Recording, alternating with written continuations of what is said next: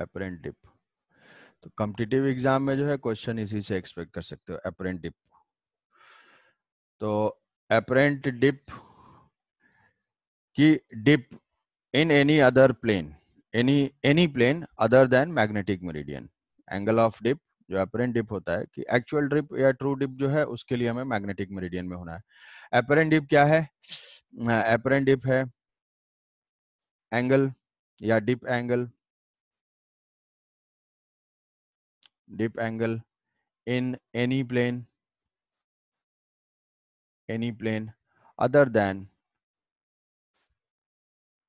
other than magnetic meridian.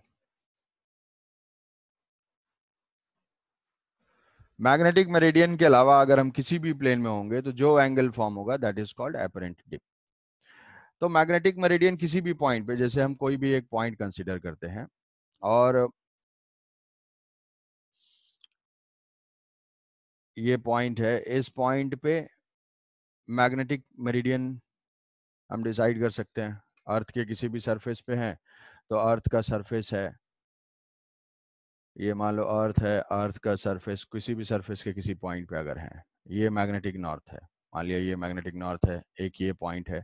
तो ये point को ऐसे ज्वाइन करते हुए एक सेंटर से पास होता हुआ प्लेन हम बना देंगे। ये हो जाएगा मैग्नेटिक नॉर्थ था और ये हमारा पॉइंट था। मान लो ये पॉइंट यहाँ पे है तो फिर इसको भी ऐसे ज्वाइन करते हुए और एक प्लेन पास होता हुआ जो सेंटर से ही पास हो रहा है कट कर देंगे। स्फीयर है, उसमें इनफाइनाइट मेरिडियन पॉसिबल है, तो हर पॉइंट से एक एक मेरिडियन पॉसिबल है। सरफेस का कोई भी पॉइंट होगा वहां से मेरिडियन पॉसिबल है।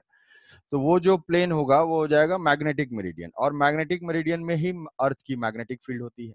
जो मैग्नेटिक फील्ड होगी वो मैग्नेटिक मेरिडियन में।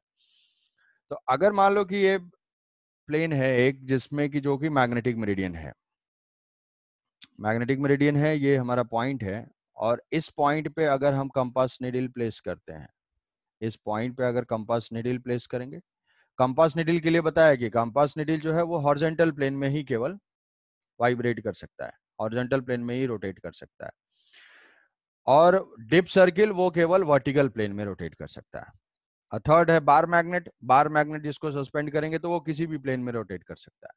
उसको अगर हम रिलीज करेंगे, फाइनली मान लो वो इक्विलिब्रियम में आ गया, कोई डिस्टरबेंस नहीं है, कुछ भी नहीं है, तो वो फाइनली जो ओरिएंट कर रहा होगा वो ओरिएंटेशन क्या होगी?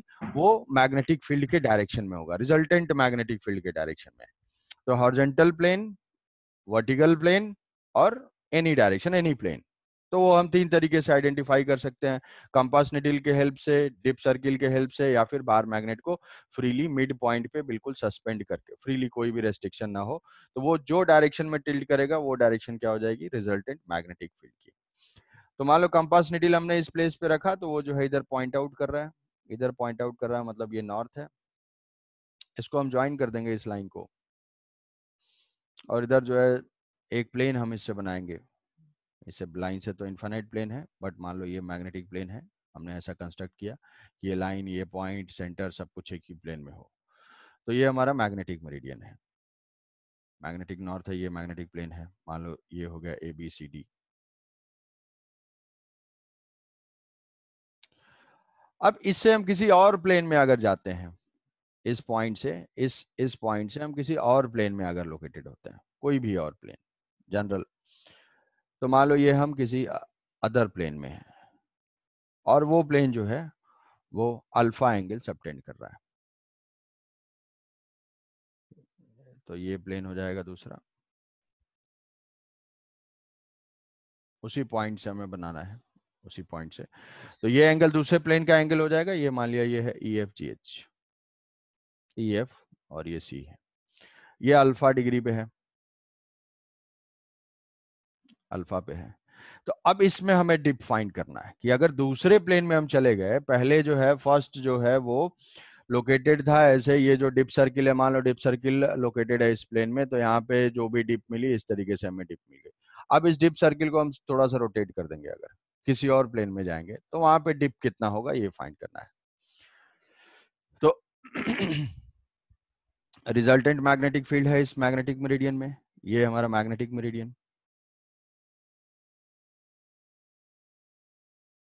Magnetic meridian. अच्छा, समझने वाली चीज बस इसमें इतनी ही है इस पूरे, बाकी सब चीजें बहुत ज्यादा विजुअलाइजेशन की जरूरत नहीं है, वो आसान है। मैग्नेटिक मेरिडियन, अब इससे अल्फा डिग्री पे है तो जो रिजल्टेंट मैग्नेटिक फील्ड है वो इसी प्लेन में है, और इस पॉइंट का जो ट्रू डिप है वो है डेल्टा, ट्रू डिप है डेल्टा, ये मैग्नेटिक फील्ड है ये। तो जो हॉरिजॉन्टल कंपोनेंट होगा जो कंपास निडिल को रोटेट कराएगा वो क्या होगा, B H, and B H इसका हॉरिजॉन्टल कंपोनेंट इस मैग्नेटिक फील्ड का। अच्छा, डिप सर्किल के निडिल के ऊपर कौन सा मैग्नेटिक फील्ड वर्क करेगा? डिप सर्किल के निडिल के ऊपर vertical vertical component vertical component. अब इस प्लेन में है, अगर ये प्लेन है वर्टिकल, इस प्लेन में अगर निडिल कहीं पे है तो अगर ये मैग्नेटिक मेरिडियन वाले प्लेन में ही है तो रिजल्टेंट मैग्नेटिक फील्ड वर्क करेगा तो ना सर इसमें। रिजल्टेंट होगा। मैग्नेटिक फील्ड में है तब तो रिजल्टेंट ही होगा, वही रिजल्टेंट भी तो हॉरिजॉन्टल भी ऐड कर रहा होगा, वर्टिकल भी ऐड कर रहा होगा, रिजल्टेंट जो है वो इस डायरेक्शन में होगा। Yes sir. दोनों ही कंपोनेंट वर्क करेंगे डिप सर्किल के लिए, बट कंपास निडिल के लिए कौन सा होगा? कंपास निडिल के लिए वर्टिकल तो ऐसे हो जाएगा ना, हॉरिजॉन्टल वाला। तो वर्टिकल तो कुछ कर नहीं पाएगा, वो जो रोटेशन है नहीं जो सर, अफेक्ट करेगा वो सिर्फ सिर्फ और सिर्फ हॉरिजॉन्टल करेगा। हॉरिजॉन्टल वाला। हॉरिजॉन्टल बार मैग्नेट के लिए कौन सा कंपोनेंट अफेक्ट करेगा? बार मैग्नेट के लिए भी बी वाला बोथ, सर दोनों both. Resultant, both both. Both तो दोनों। ये है वर्टिकल, ये वर्टिकल, तो यहाँ से बी एच जो होगा, B H is equal to B cos delta, B cos delta, और ये हो जाएगा बी वी जो है वो हो जाएगा B sine delta, sine delta, बस ये दो हुआ। अब मान लो हम दूसरे प्लेन में अगर जाते हैं, दूसरे उस पॉइंट पे मैग्नेटिक फील्ड तो यही है, उस पॉइंट पे मैग्नेटिक फील्ड यही है, इतना ही है बस। इस पॉइंट पे हम देखेंगे तो एक फील्ड, एक पॉइंट पे तो एक ही मैग्नेटिक फील्ड वेक्टर होगा, वो वेक्टर इस डायरेक्शन में है और उसका एंगल वेंगल गिवन है। अब हम अल्फा डिग्री मान लो उस डिप सर्किल को रोटेट कर देते हैं, डिप सर्किल को अल्फा डिग्री रोटेट कर दिया, रोटेट कर दिया तो अब सिनेरियो ये है कि मान लो हम यहाँ से टॉप व्यू देखते हैं तो हमें टॉप व्यू क्या दिखाई देगा, ये टॉप व्यू देखते हैं तो टॉप व्यू देखेंगे तो हमें ये दो लाइंस दिखाई देंगी, कौन सी, ए बी और ई बी वाली जो लाइन है। टॉप से देखेंगे बुक टाइप का ये ओपन है, इस टाइप का ये है ओपन, ऐसे हमने प्लेन कंस्ट्रक्ट किया है। तो अगर टॉप व्यू देखेंगे तो ये दो लाइंस दिखाई देंगी और उनके बीच का जो है ये एंगल, एंगल दिखाई देगा। यस तो सर, यस सर। तो अगर टॉप टॉप व्यू में हम ड्रॉ करते हैं, टॉप व्यू में दोनों प्लेन को ड्रॉ करते हैं तो किसी प्लेन का जो टॉप व्यू होगा, ऐसे प्लेन है तो टॉप व्यू हो जाएगी लाइन इसकी, तो ये जो है ए बी और ई बी जो है इसको दिखाई देगा। तो ये मान लिया ये ए बी है जो कि मैग्नेटिक मेरिडियन वाली लाइन थी, यहाँ पे क्या ए की तरफ मैग्नेटिक नॉर्थ है, और ये दूसरी प्लेन है जो ई है, और ये अल्फा डिग्री पे लोकेटेड है। अब इस प्लेन में हॉरिजॉन्टल और वर्टिकल कंपोनेंट क्या है, तो यहाँ पे तो बी एच है, बट इसमें जो हॉरिजॉन्टल कंपोनेंट होगा इस प्लेन में वो बी एच का एक कंपोनेंट होगा।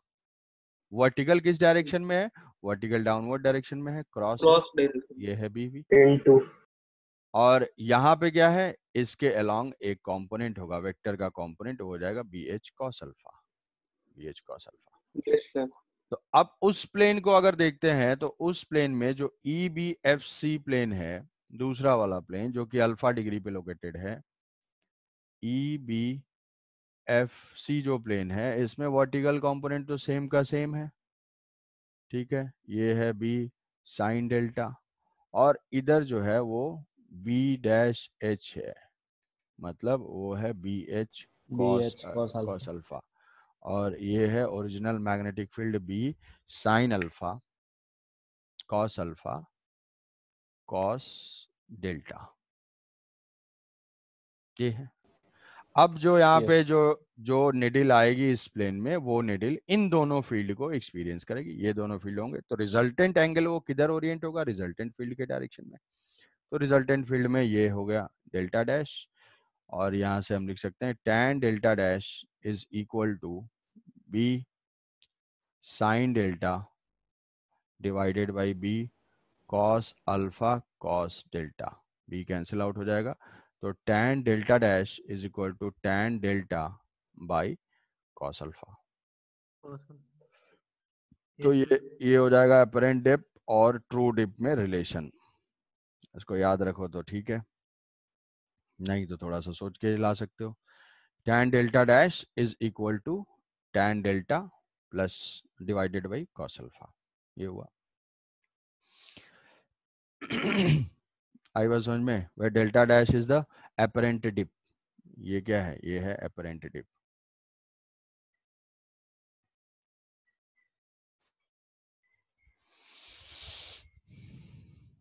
तो tan delta dash is equal to tan delta plus divided by cos alpha. तो इसमें अगर मान लो, ये बात समझ गए? हाँ sir. Yes, yes sir. Sir. Yes, sir. अब मान लो इसमें क्वेश्चन दिया हुआ है ऐसा कि if delta 1 and delta 2 are apparent dip,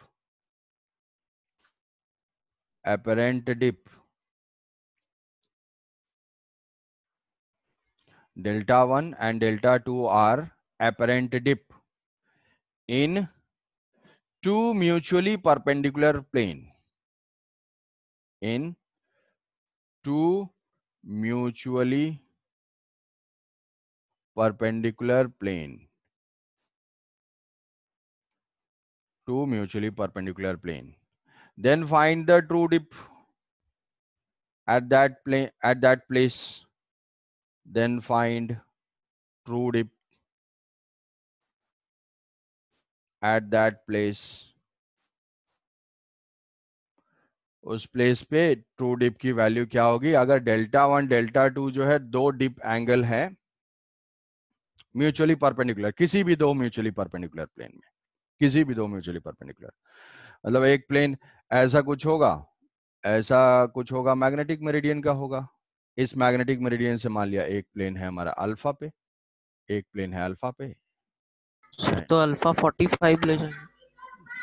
और नहीं नहीं, और ये हमारा मैग्नेटिक वाला प्लेन है, ये मैग्नेटिक मेरिडियन है, ये कोई प्लेन है और इसके परपेंडिकुलर प्लेन है दूसरा प्लेन। इस प्लेन में है डेल्टा 1, इस प्लेन में है डेल्टा 2 और इस प्लेन में है डेल्टा। ये टॉप व्यू है, बहुत सारे प्लेन पॉसिबल हैं, इस टाइप से तो बहुत सारे प्लेन पॉसिबल है, ऐसे ऐसे देखेंगे तो बहुत सारे प्लेन पॉसिबल है, ऐसे बहुत सारे प्लेन पॉसिबल है।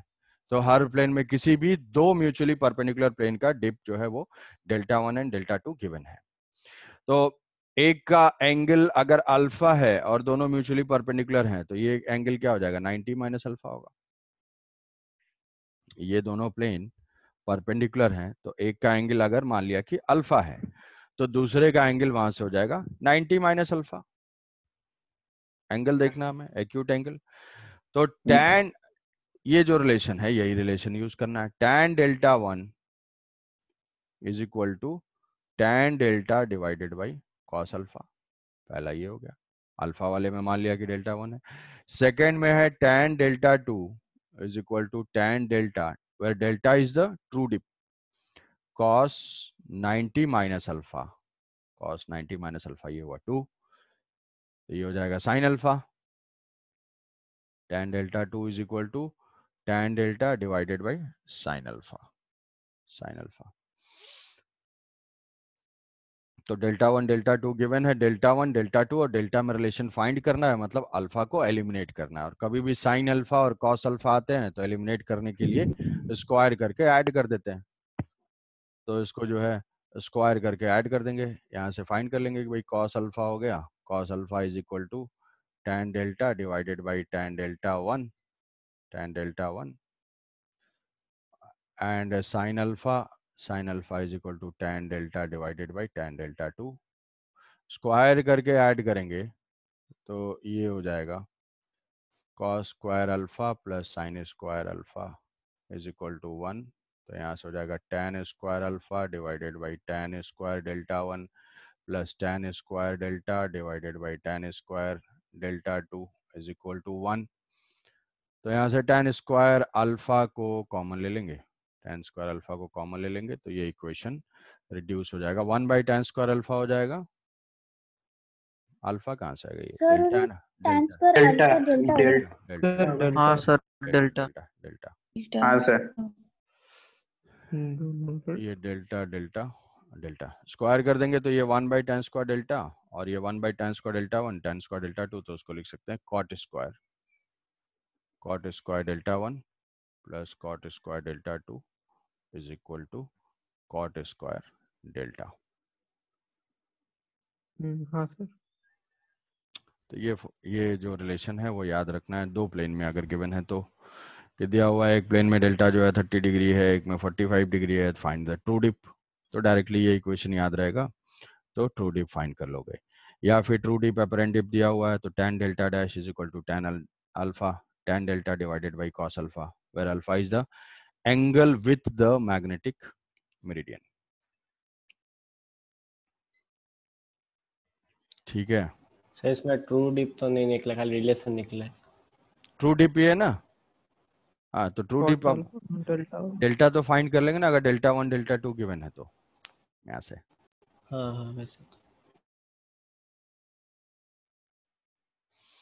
तो मान लो क्वेश्चन एक ले लेते हैं सही, जिस टाइप का होगा कि if dip at any point apparent dip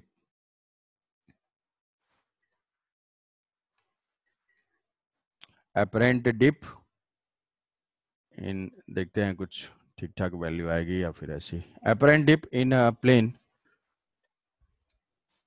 plane is tan inverse 2 by root 3 in a plane is tan inverse 2 by root 3 which makes an angle 60 degree with magnetic meridian.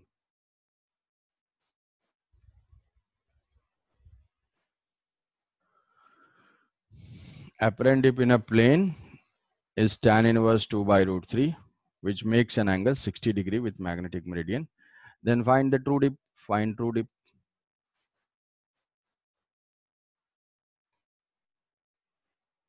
Find true dip. 30 degree At that point.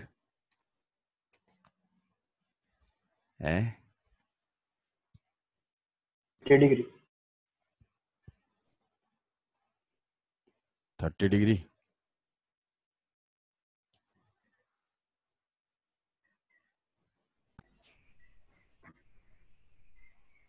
Thirty degree है sir अगर tan inverse 2 होगा तब 30 होगा sir, क्योंकि कल भी ऐसे ही question किए थे जहाँ पे tan इनवर्स 2 आया था। tan inverse 2 आया था। हाँ सर। वो तो प्लेन का एंगल था ना 30। अपरेंट डिप उतना था सर, tan इनवर्स 2। अच्छा,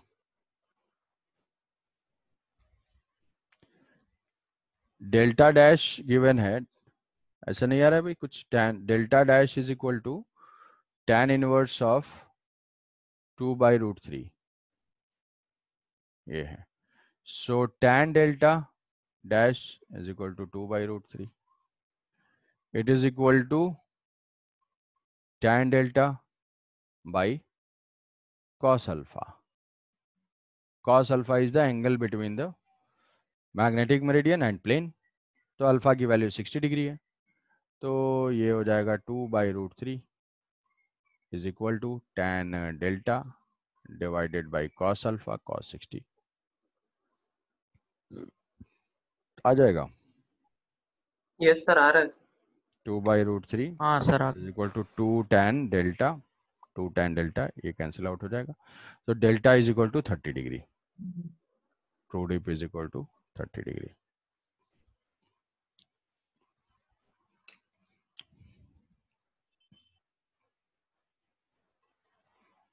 ठीक है, तो यही सब यस सर। ये है इसका अपरेंट डिप कैसे फाइंड करते हैं क्या है। तो इन केस अगर क्वेश्चन होगा तो दो प्लेन, एक ये रिजल्ट है यूजफुल, ये दोनों रिजल्ट, इन दोनों को याद रखना है, नहीं तो फिर प्लेन में रिजॉल्व करके भी कर सकते हो।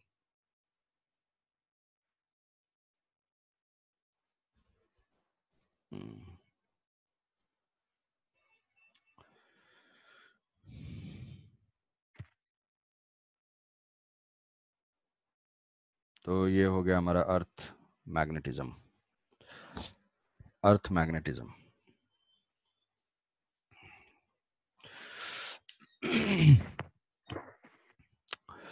अर्थ मैग्नेटिज्म के बाद हम देखते हैं magnetism of matter. Magnetism of matter, तो मैग्नेटिज्म ऑफ मैटर में भी समझने वाले जो पॉइंट्स हैं, ज़्यादातर तो कुछ पॉइंट्स याद रखने हैं, कुछ जो समझने वाली बात है उसका पहले डिस्कशन करते हैं। उसका क्वेश्चन से कोई रिलेशन नहीं है, कुछ क्वेश्चन उसके ऊपर नहीं पूछना चाहिए। जैसे मान लो कि जनरल जो पैरामैग्नेटिक वर्सेस डायामैग्नेटिक, जो मैग्नेटिक मैटर है,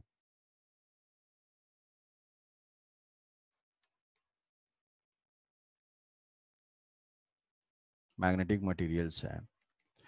अब ये क्या है कि सब्सटेंस तो वही है, उतने सारे हैं, मान लो n नंबर ऑफ मटेरियल्स हैं, सॉलिड है, लिक्विड है, गैस है, तो उसके डिफरेंट डिफरेंट प्रॉपर्टीज हम देखते हैं कि भाई थर्मल प्रॉपर्टीज के बेसिस पे कोई इंसुलेटर होता है, ऑप्टिकल प्रॉपर्टी के बेसिस पे कोई ट्रांसपेरेंट होता है, कोई ओपेक होता है, इलेक्ट्रिकल कंडक्टिविटी के बेसिस पे कोई इंसुलेटर होता है, कोई कंडक्टर होता है। तो डिफरेंट डिफरेंट फिजिकल सिचुएशन में सब्सटेंस का जो डिफरेंट बिहेवियर होता है उसके अकॉर्डिंग हमारा क्लासिफिकेशन होता है। मतलब क्लासिफिकेशन पहले भी बताया कि classification depends on some basis, कि कोई हम बेसिस लेंगे उसके अकॉर्डिंग हमें डिफरेंट डिफरेंट ग्रुप्स मिलेंगे। तो अब मैग्नेटिक फील्ड के टुवर्ड्स जो सब्सटेंस का रिस्पांस होता है, कि अगर मान लो कोई एक सब्सटेंस है उसको हम मैग्नेटिक फील्ड में प्लेस करते हैं तो उसका रिस्पांस जो है वो अलग अलग होता है। जैसे मान लो किसी मैग्नेट से किसी कॉइन को अगर चिपका के रख दो काफी दिन तक, तो उसके बाद वहां से हटाओगे तो वो मैग्नेटिक प्रॉपर्टी अक्वायर कर लेगा। बट उसी मैग्नेट को अगर किसी प्लास्टिक के ऊपर रखा हुआ है या कोई प्लास्टिक उस मैग्नेट के ऊपर रखा हुआ है, तो उस केस में चाहे कितने भी साल तक वो रहे, वो मैग्नेटिक प्रॉपर्टी अक्वायर नहीं करेगा। तो ये सब्सटेंस की प्रॉपर्टी है कि वो एक्सटर्नल फील्ड से मैग्नेटिक प्रॉपर्टी अक्वायर करता है या अपने मैग्नेटिक बिहेवियर को कैसे चेंज करता है, वो उस मटेरियल की प्रॉपर्टी है। और उस मटेरियल का जो क्लासिफिकेशन है वो है पैरामैग्नेटिक, डायामैग्नेटिक और फेरोमैग्नेटिक। तो ये पैरा, डायामैग्नेटिक और फेरोमैग्नेटिक। तो ये जो है पीडीएफ का जो है ये क्लासिफिकेशन है। अब इसमें क्लासिफिकेशन में हमें बिहेवियर इसका याद रखना होगा, बिहेवियर पता होगा, दिया होगा कि यार ये मैग्नेटिक फील्ड है, इसमें पैरामैग्नेटिक आए तो क्या हुआ। अब इसमें पूछोगे क्वेश्चन क्या आ सकता है, क्वेश्चन ये आ सकता है कि पहले तो कुछ फैक्चुअल टाइप का, कि तुम्हें आइडेंटिफाई दिया हुआ है, 2-3 ऑप्शंस दिए हुए हैं, वहां से पहचानना है कि कौन सा फेरोमैग्नेटिक है, कॉपर है, एचजी है, इस टाइप का दिया हुआ है, कोई गैस है, वो पैरामैग्नेटिक है, फेरोमैग्नेटिक है, डायमैग्नेटिक है। तो एक तो बेसिक कैटेगराइजेशन जो है वो हमें वो याद ही रखना पड़ेगा। जैसे जानते हो कि डायमैग्नेटिक में पेयर्ड नंबर ऑफ इलेक्ट्रॉन्स होते हैं, पैरामैग्नेटिक में अनपेयर्ड इलेक्ट्रॉन्स होते हैं। और दूसरा जो बिहेवियर हम लोग पढ़ेंगे, बिहेवियर, वो बिहेवियर डायामैग्नेटिक का एक सेपरेट होता है। कोई भी जो रिस्पॉन्स होता है, रिस्पॉन्स अगर देखेंगे टुवर्ड्स मैग्नेटिक फील्ड, तो डाया, पैरा और फेरो का सिमिलर होता है। पैरामैग्नेटिक और फेरोमैग्नेटिक का सिमिलर रिस्पॉन्स होता है, ये डायामैग्नेटिक का इसके अपोजिट रिस्पॉन्स होता है। तो ये दो ग्रुप पैरामैग्नेटिक और फेरोमैग्नेटिक जो हैं ये सेम टाइप का बिहेवियर दिखाते हैं अगर एक्सटर्नल फील्ड में रखते हैं। डिफरेंस क्या होता है, डिफरेंस इनमें सिर्फ डिग्री का होता है। जैसे मान लो कि किसी पैरामैग्नेटिक सब्सटेंस को हमने मैग्नेटिक फील्ड में प्लेस किया और उसके अंदर मैग्नेटिक फील्ड जनरेट हो रही है 2 टेस्ला, मान लो हुआ किसी तरीके से, कैसे जनरेट हो रही है वो सब प्रोसेस अभी देखेंगे। मान लो किसी पैरामैग्नेटिक मटेरियल को रखा और उसके अंदर मैग्नेटिक फील्ड 1 टेस्ला के फील्ड में रखा, उसके अंदर मैग्नेटिक फील्ड हो गई 2 टेस्ला। तो फेरोमैग्नेटिक में जो है वो 200 टेस्ला होगा, कि जो डिफरेंस है वो सिर्फ डिग्री का है, नेचर का नहीं है। नेचर बिल्कुल सेम है, पैरामैग्नेटिक का जैसा नेचर होगा फेरोमैग्नेटिक का भी नेचर होगा। अगर मैग्नेटिक फील्ड मटेरियल के अंदर इंक्रीज करती है तो पैरामैग्नेटिक भी होगा और फेरोमैग्नेटिक मटेरियल पे भी होगा। बस फेरो के बिहेवियर में डिग्री का डिफरेंस है, नेचर एग्जैक्टली सेम है दोनों का। तो ऑलमोस्ट दोनों के बिहेवियर जो है पैरेलल लाई करते हैं। एक और डिफरेंशिएटिंग पॉइंट है कि डायामैग्नेटिक और पैरामैग्नेटिक ये जो हैं ये सॉलिड लिक्विड गैस तीनों में से कोई भी हो सकते हैं, बट फेरोमैग्नेटिक जो है वो मोस्टली क्या होता है, मोस्टली क्या हमेशा वो सॉलिड ही रहता है, वो सॉलिड ही होता है। और ये जो है इनका बिहेवियर जो है, जैसे मान लो फेरोमैग्नेटिक मटेरियल है, फेरोमैग्नेटिक मटेरियल का जो बिहेवियर है और पैरामैग्नेटिक मटेरियल का बिहेवियर सेम होता है, तो हम अगर मान लो किसी फेरोमैग्नेटिक मटेरियल को हीट करते हैं तो हीट करते करते क्या करते करते वो पैरा में चेंज हो जाता है। मतलब ऐसा समझ सकते हो कि एक ही ऑब्जेक्ट है, उसके दो अलग अलग स्टेट हैं, पैरामैग्नेटिक एंड फेरोमैग्नेटिक। मतलब फेरो को भी हम पैरा में चेंज कर सकते हैं थ्रू हीटिंग। वो ऐसा क्यों होता है वो अभी मैकेनिज्म देखेंगे तो समझ में आ जाएगा कि फेरो से पैरा क्यों चेंज हो रहा है हीट करने पे। तो इसमें बस इतना है, पॉइंट ये है कि मटेरियल्स को क्लासिफाई किया गया on the basis of magnetic properties. तो हमें ये 3 कैटेगरीज में हम डिवाइड करते हैं, एक है पैरा, फेरो और डाया, जिसमें पैरा और फेरो का बिहेवियर सेम होता है, एक्सप्लेनेशन ऑलमोस्ट सेम है, और दूसरे की जो है डाया का बिहेवियर अलग होता है। तो दोनों की रीजनिंग, तो एक रीजनिंग पैरा और फेरो के लिए कॉमन रहेगी, दूसरी रीजनिंग जो है डाया के लिए होगी। तो दो टाइप के रीजनिंग हमें देखना है। अब बेसिकली क्या है कि इनको जब हम मैग्नेटिक फील्ड में प्लेस करते हैं, मैग्नेटिक फील्ड में हमें क्या देखना है कि अगर ये मैग्नेटिक फील्ड में आएंगे तो इनका बिहेवियर कैसा होता है। तो इनका बिहेवियर कैसा होता है, तो डायमैग्नेटिक में क्या है कि पेयर्ड नंबर ऑफ इलेक्ट्रॉन्स होते हैं, और पैरामैग्नेटिक में अनपेयर्ड नंबर ऑफ इलेक्ट्रॉन्स होते हैं। तो मान लो कि ऐसे डायमैग्नेटिक के लिए हम देखते हैं पहले डायमैग्नेटिक। डायमैग्नेटिक मटेरियल है, डायमैग्नेटिक मटेरियल को हमें ये समझना है, क्वेश्चन इसके ऊपर कभी भी नहीं आएगा, सिर्फ अंडरस्टैंडिंग के लिए ये पॉइंट बता रहा हूं, ठीक है। तो जिसको क्वेश्चन से बहुत मतलब है तो क्वेश्चन इसके ऊपर नहीं आएगा कि ये डायमैग्नेटिक है, डायमैग्नेटिक में इलेक्ट्रॉन्स हैं, भाई इलेक्ट्रॉन्स हैं और वो पेयर्ड नंबर है, क्योंकि अल्टीमेटली तो मूविंग चार्ज ही मैग्नेटिज्म का सोर्स होता है। तो ये जो बोर्ड लाइन है ये मान लो आउट ऑफ द प्लेन है और ये डॉटेड जो है बिहाइंड द प्लेन है। तो इसमें दो इलेक्ट्रॉन मूव कर रहे हैं, ये आर रेडियस की कोई ऑर्बिट है, आर रेडियस की कोई ऑर्बिट है, और ऑर्बिट में हम जानते हैं कि इलेक्ट्रॉन जो है कोई भी रैंडम ऑर्बिट नहीं ले सकता है, उसकी सर्टेन फिक्स ऑर्बिट होती है, फिक्स ऑर्बिट होती है जिसमें उसका एंगुलर मोमेंटम NH/2π होता है। तो ये जो इलेक्ट्रॉन है इसमें रिवॉल्व कर रहा है, और ये इलेक्ट्रॉन रिवॉल्व कर रहा है, एक इलेक्ट्रॉन ऐसे रिवॉल्व कर रहा है, दूसरा इलेक्ट्रॉन जो है इसी के पैरेलल ऐसे रिवॉल्व कर रहा है, ऐसा। अब इन दोनों जब चार्ज अगर रिवॉल्व कर रहा है तो उसके वजह से मैग्नेटिक मोमेंट है, मैग्नेटिक मोमेंट है। मैग्नेटिक मोमेंट किस डायरेक्शन में है, इलेक्ट्रॉन के मोशन के अपोजिट में होती है करंट, तो I × A। तो यहाँ पे अगर मान लो इस डायरेक्शन में जा रहा है तो इसका मैग्नेटिक मोमेंट अप है या डाउन है, पहले वाले के लिए, फर्स्ट के लिए डाउन है। हाँ, इसके जो मैग्नेटिक मोमेंट है वो डाउन है, इसका जो मैग्नेटिक मोमेंट है वो डाउन है। तो यस सर। इसका मैग्नेटिक मोमेंट डाउन है, इसका मैग्नेटिक मोमेंट डाउन है m, और इसका जो मैग्नेटिक मोमेंट है अपवर्ड है, इसका जो मैग्नेटिक मोमेंट है वो अपवर्ड है। Yes sir. Magnetic moment up है, तो नेट मैग्नेटिक मोमेंट सब्सटेंस का 0 हो गया। डायमैग्नेटिक में, डायमैग्नेटिक में जो है वो पेयर्ड नंबर ऑफ इलेक्ट्रॉन्स हैं, तो नेट मैग्नेटिक मोमेंट 0 हो गया, वो एक दूसरे को कैंसिल आउट कर रहे हैं। जैसे था हमारा non polar dielectric, non polar dielectric, उसमें कोई डाइपोल नहीं होता था। अब पैरामैग्नेटिक में तो सिंगल है, पैरामैग्नेटिक में तो सिंगल है, सिंगल अगर है तो उसमें डाइपोल मोमेंट कुछ ना कुछ होगा। तो इसमें क्या है कि अब इसमें मान लो इसको हमने मैग्नेटिक फील्ड में प्लेस किया, तो इन दोनों के ऊपर इफेक्ट तुम्हें सोचना है। मैग्नेटिक फील्ड में हमने इसको प्लेस कर दिया,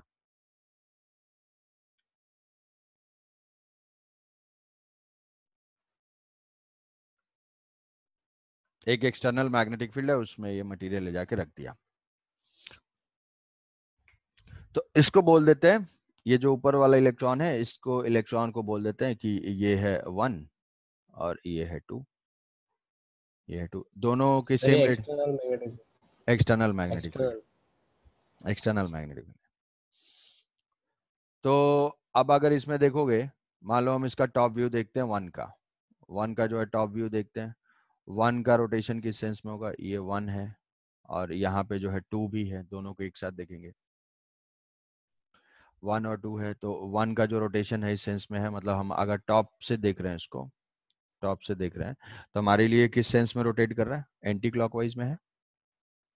1 जो है 1 एंटी क्लॉकवाइज में है, टॉप से अगर देखेंगे तो एंटी क्लॉकवाइज में आ रहा है 1 का, तो ये एंटी क्लॉकवाइज में रोटेट कर रहा है इलेक्ट्रॉन। ये क्या है? क्लॉकवाइज में रोटेट कर रहा है, दूसरा क्लॉकवाइज में है ऐसे, ये है 2। अब इलेक्ट्रॉन अगर मैग्नेटिक फील्ड में आएगा तो वो फोर्स एक्सपीरियंस करता है।